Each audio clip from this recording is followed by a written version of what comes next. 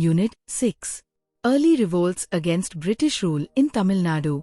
Learning Objectives. To acquaint ourselves with Paalayakkaarers system and the revolts of Paalayakkaarers against the British. Vellore, Pulidhevar, Kattabomman and Marudhu brothers in the anti-British uprisings. Vellore Revolt as a response to British pacification of South India. 6.1. Resistance of regional powers against the British. Palyams and Paalayakkaarers. The word Palyam means a domain, a military camp, or a little kingdom. Paalayakkaarers, Poligar is how the British referred to them. In Tamil refers to the holder of a little kingdom as a feudatory to a greater sovereign. Under the system, Palyam was given for valuable military services rendered by any individual. This type of Paalayakkaarers system was in practice during the rule of Prataparudra of Warangal in the Kakatiya kingdom. The system was put in place in Tamil Nadu by Vishwanatha Nayaka when he became the Nayak ruler of Madurai in 1529 with the support of his minister Aryanathar.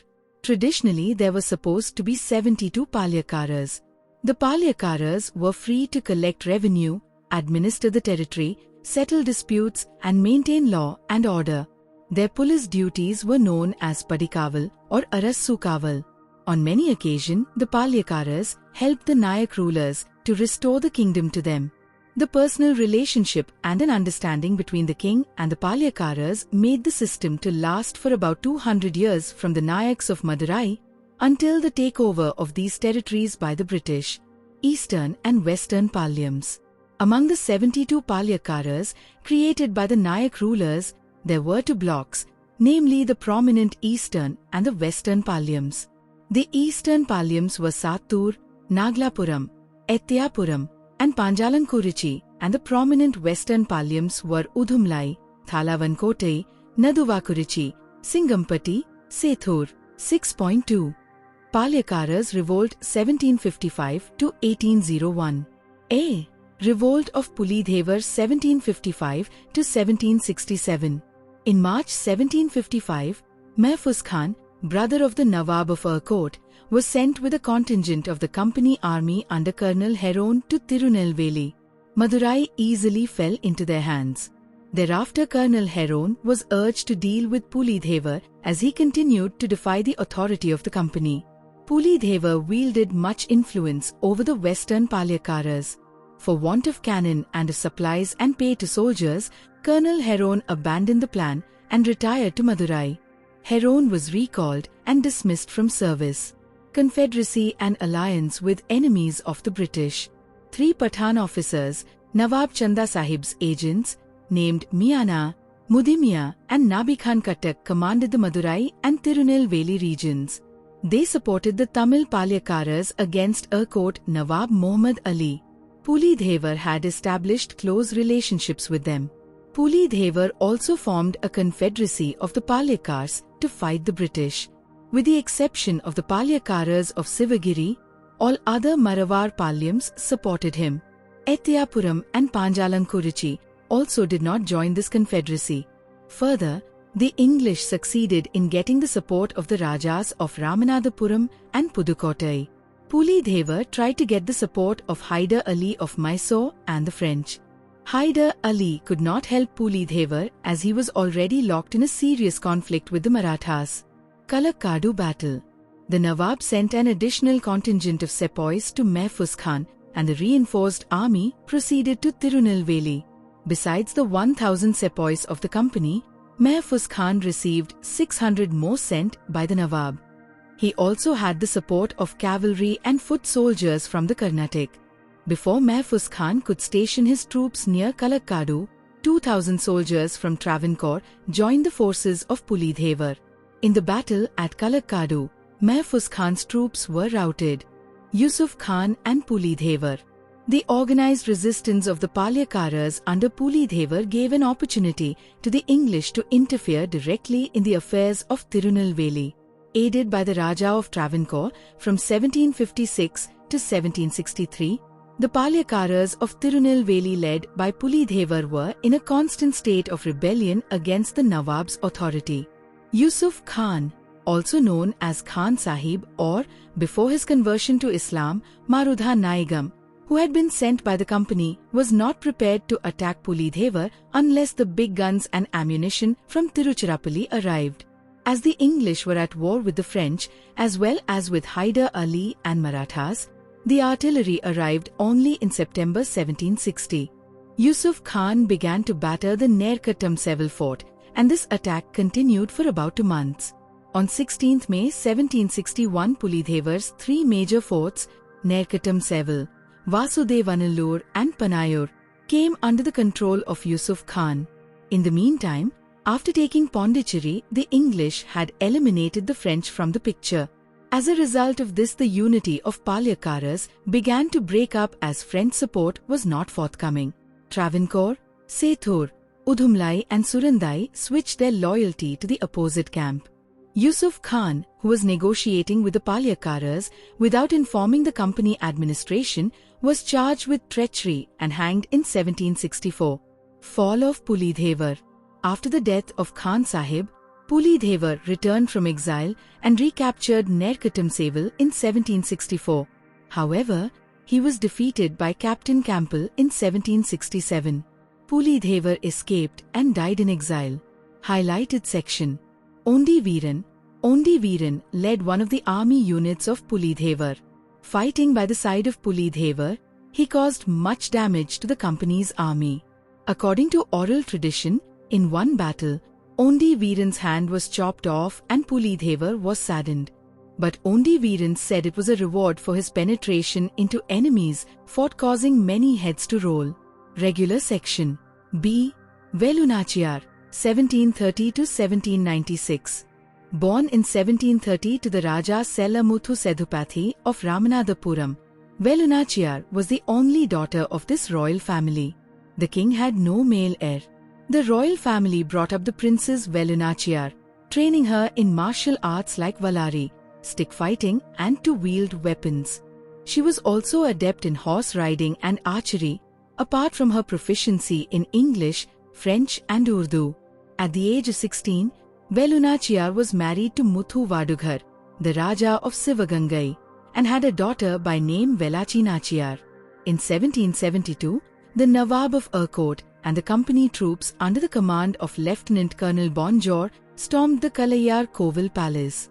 In the ensuing battle, Muthu Vadughar was killed. Vellore escaped with her daughter and lived under the protection of Gopala Nayak at Virupachi near Dindigul for 8 years. Highlighted section. Gopala Nayak, the Paalayakkarer of Virupachi. Gopala Nayak spearheaded the famous Dindigul League, which was formed with Lakshmi Nayak of Manparai and Pooja Nayak of Devdanpatti. He drew inspiration from Tippu Sultan, who sent a deputation to show his camaraderie. He led the resistance against the British from Coimbatore and later joined Umadurai, Kattabomman's brother. He put up a fierce fight at Anamalai Hills, where the local peasants gave him full support. But Gopala Nayak was overpowered by the British forces in 1801. Regular section. During her period in hiding, Vellore organized an army and succeeded in securing an alliance with not only Gopala Naika but Hyder Ali as well. Dalwai, military chief, Thandavrainer wrote a letter to Sultan Hyder Ali on behalf of Vellore asking for 5,000 infantry and 5,000 cavalry to defeat the English. Vellore explained in detail in Urdu all the problems she had with East India Company. She conveyed her strong determination to fight the English. Impressed by her courage, Hyder Ali ordered his commandant Syed in Dindigul Fort to provide the required military assistance. Highlighted section. Kuili, a faithful friend of Vellore, is said to have led the unit of women soldiers named after Udayal. Udayal was a shepherd girl who was killed for not divulging information on Kuili. Kuili is said to have walked into the British arsenal 1780 after setting herself on fire, thus destroying all the ammunition. Regular section.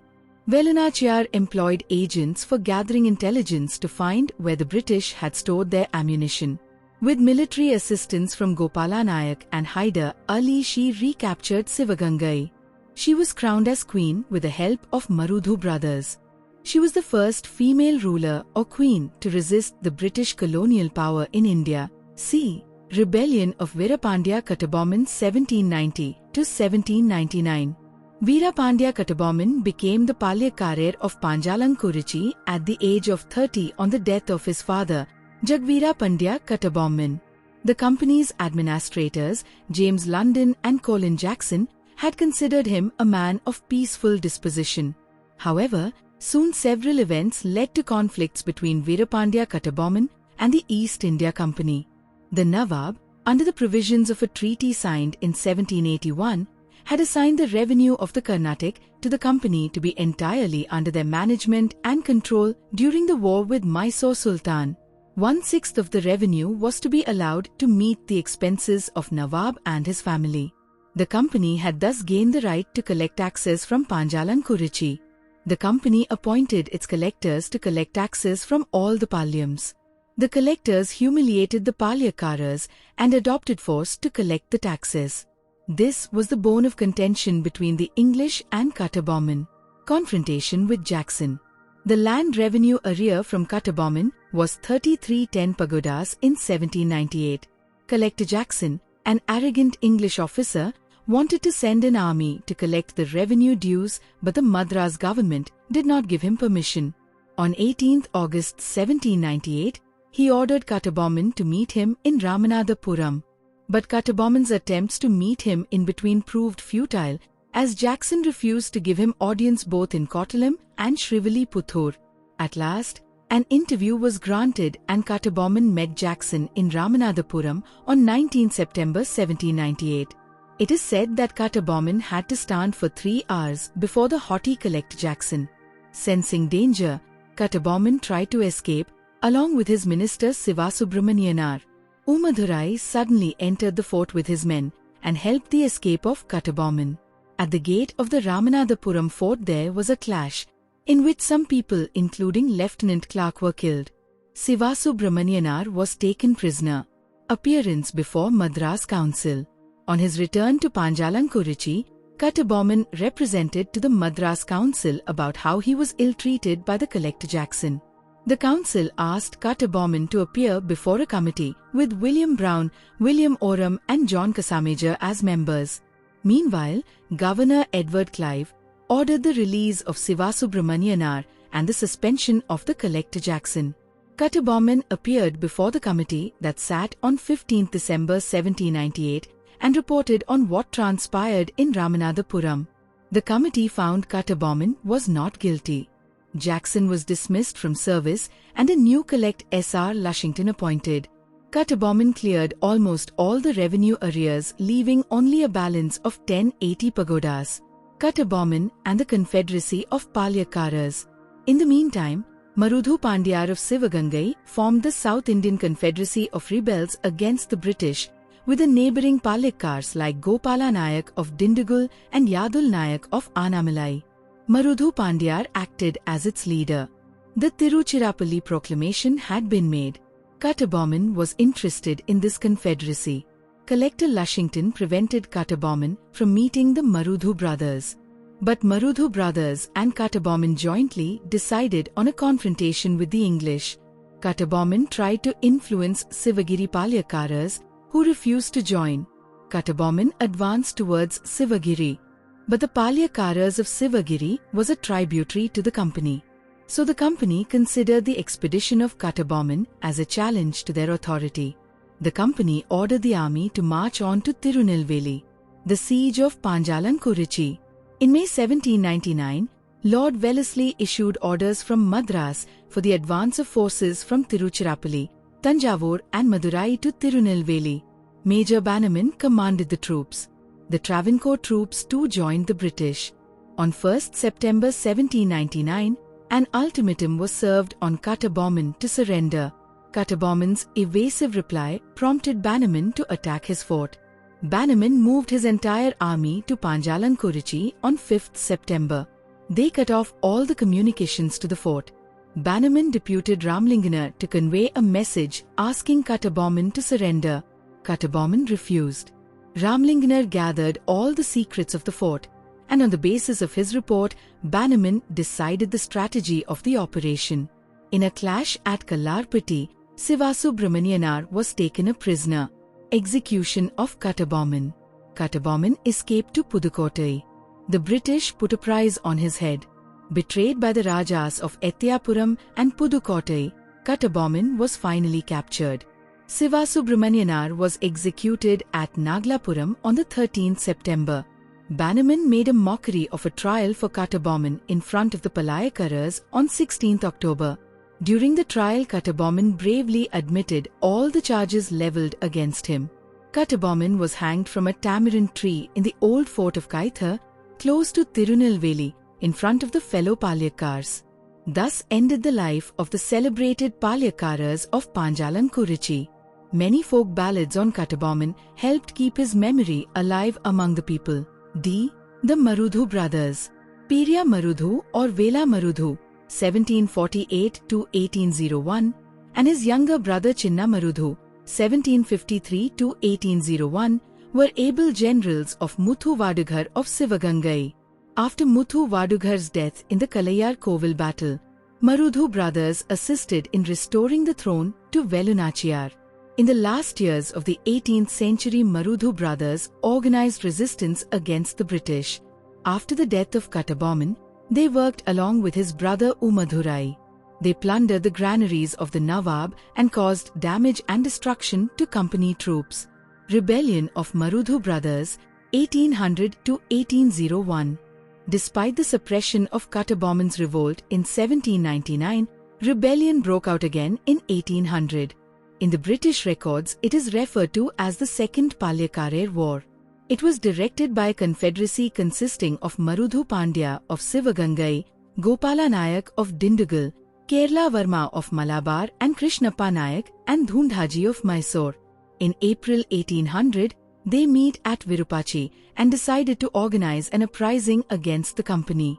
The uprising, which broke out in Coimbatore in June 1800, soon spread to Ramanathapuram and Madurai. The company got wind of it and declared war on Krishnappa Nayak of Mysore, Kerala Varma of Malabar and others.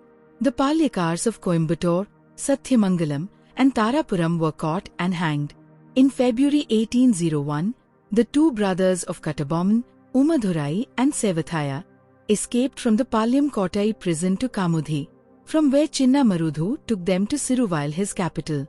The fort at Paalayakkaare was reconstructed in record time. The British troops under Colin Macaulay retook the fort in April, and the Marudhu brothers sought shelter in Sivagangai. The English demanded that the Marudhu Pandyas hand over the fugitives, Umadurai and Sevathaya. But they refused. Colonel Agnew and Colonel Inns marched on Sivagangai. In June 1801, Marudhu Pandyas issued a proclamation of independence which is called Tiruchirappalli Proclamation. Proclamation of 1801. The Proclamation of 1801 was an early call to the Indians to unite against the British, cutting across region, caste, creed and religion. The proclamation was pasted on the walls of the Nawab's palace in Tiruchirappalli fort and on the walls of the Sri Rangam temple. Many Paalayakkaars of Tamil country rallied together to fight against the English. Chinna Marudhu collected nearly 20,000 men to challenge the English army. British reinforcements were rushed from Bengal, Ceylon and Malaya.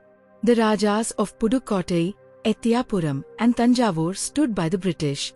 Divide and rule policy followed by the English spilt the forces of the Paalayakkaras soon. Fall of Sivagangai.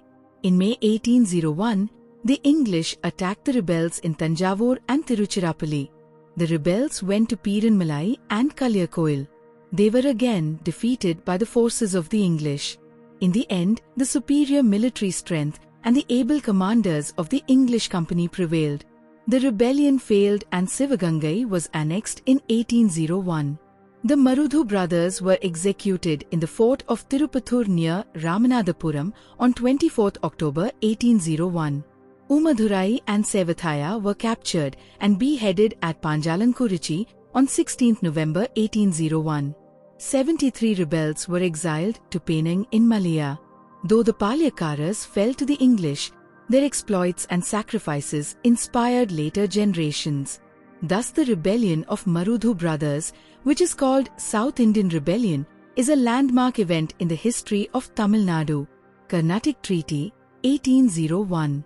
The suppression of the Paalayakkaarers rebellions of 1799 and 1800 to 1801 resulted in the liquidation of all the local chieftains of Tamil Nadu.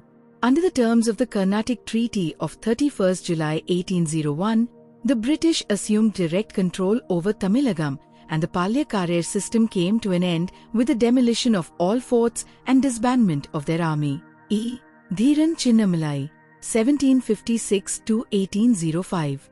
Born as Tirthagiri in 1756, Dhiran was well trained in Silambu, archery, horse riding and modern warfare. He was involved in resolving family and land disputes in the Kongu region. As this region was under the control of the Mysore Sultan, tax was collected by Tipu's Diwan Muhammad Ali. Once, when the Diwan was returning to Mysore with the tax money, Tirthagiri blocked his way and confiscated all the tax money. He let Muhammad Ali go by instructing him to tell his Sultan that Chinnamalai, who is between Sivamalai and Chenimalai, was the one who took away taxes. Thus he gained the name Dhiran Chinnamalai. The offended Diwan sent a contingent to attack Chinnamalai, and both the forces met and fought at the Noyal riverbed. Chinnamalai emerged victorious. After Tipu's death, Dhiran Chinnamalai built a fort and fought the British without leaving the place. Hence the place is called Odanilai. He launched guerrilla attacks and evaded capture. Finally, the English captured him and his brothers and kept them in prison in Sankagiri. When they were asked to accept the rule of the British, they refused. So they were hanged at the top of the Sankagiri fort on 31st July 1805. 6.3. Vellore Revolt 1806. Before reducing all Paalayakkaarers of South Tamil Nadu into submission, the East India Company had acquired the revenue districts of Salem, Dindigul at the conclusion of the war with Tipu in 1792. Coimbatore was annexed at the end of the Anglo-Mysore War in 1799. In the same year, the Raja of Tanjavur, whose status had been reduced to that of a vassal in 1798, gave up his sovereign rights over that region to the English. After the suppression of resistance of Kattabomman, 1799, and Marudhu brothers, 1801, the British charged the Nawab of Erkot with disloyalty and forced a treaty on him. According to this treaty of 1801, the Nawab was to cede the districts of North Erkot, South Erkot, Tiruchirappalli, Madurai and Tirunelveli to the company and transfer all the administrative powers to it. A. Grievances of Indian soldiers. But the resistance did not die down. The dispossessed little kings and feudal chieftains continued to deliberate on the future course of action against the company government. The outcome was the Vellore Revolt of 1806. The objective conditions for a last-ditch fight existed on the eve of the revolt. The sepoys in the British Indian Army nursed a strong sense of resentment over low salary and poor prospects of promotion. The English army officers' scant respect for the social and religious sentiments of the Indian sepoys also angered them. The state of peasantry from which class the sepoys had been recruited also bothered them much. With new experiments in land tenures causing unsettled conditions and famine breaking out in 1805, many of the sepoys' families were in dire economic straits. The most opportune situation came with the sons and the family members of Tipu being interned in Vellore Fort. The trigger for the revolt came in the form of a new military regulation notified by the Commander-in-Chief Sir John Cradock. According to the new regulations, the Indian soldiers were asked not to wear caste marks or earrings when in uniform. They were to be cleanly shaven on the chin and maintain uniformity about how their moustache looked. The new turban added fuel to fire. The most objectionable addition was the leather cockade made of animal skin. The sepoys gave enough forewarning by refusing to wear the new turban. Yet the company administration did not take heed. B. Outbreak of the revolt. On 10th July 1806, in the early hours, guns were booming and the Indian sepoys of the 1st and 23rd Regiments raised their standard of revolt. Colonel Fancourt, who commanded the garrison, was the first victim. Colonel Meekeras of the 23rd Regiment was killed next. Major Armstrong, who was passing the fort, heard the sound of firing. When he stopped to inquire, he was showered with bullets. About a dozen other officers were killed within an hour or so.